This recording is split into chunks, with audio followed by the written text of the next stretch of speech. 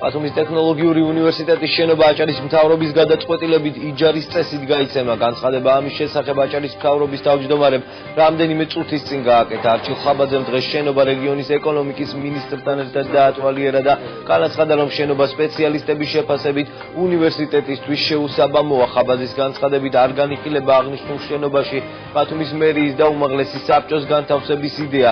მთავრობის თავმჯდომარის თქმით, უკვე არსებობს რამდენიმე დაინტერესებული ინვესტორი, რომლებთანაც მიმდინარეობს მოლაპარაკებები, თუმცა შენობა საქართველოს ეკონომიკის და მდგრადი განვითარების სამინისტროს ბალანსზე ირიცხება და საბოლოო გადაწყვეტილებას მისი ფუნქციური დატვირთვის შესახებ ერთობლივად მიიღებენ.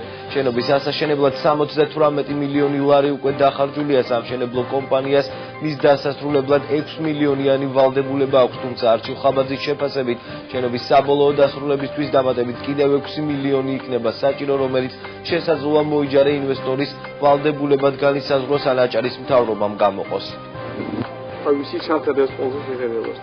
თავიდანვე ეს შენობა მისადაგებულია ბიზნეს ცენტრისთვის.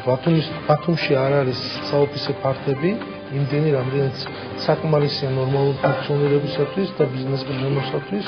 ამიტომ შესაძლებელია ინვესტორი ამ მიმართულებით დავაინტერესოთ.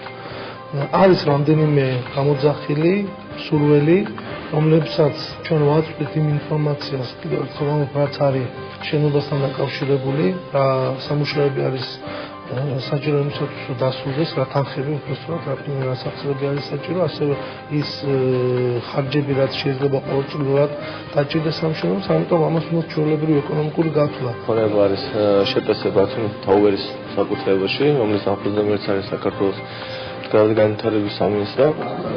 შესაბამისად, თუ რა მიმართულებით განვითარდება აღნიშნული შენობის ბედი, თავიდან ბოლომდე გადასაწყვეტი არის ამ კომპანიის, მაგრამ ჩვენ საქართველოს ეკონომიკის სამინისტროსთან ერთად აქტიურად თანაშრომობთ იმ მიმართულებით, რომ მოვიზრდოთ დაინტერესებული ინვესტორები. არის რამოდენიმე გამოკვეთილი მიმართულება, რომლებიც უფრო მომსახურების სეგმენტის მიმართულებით ფიქრობენ განვითარებას.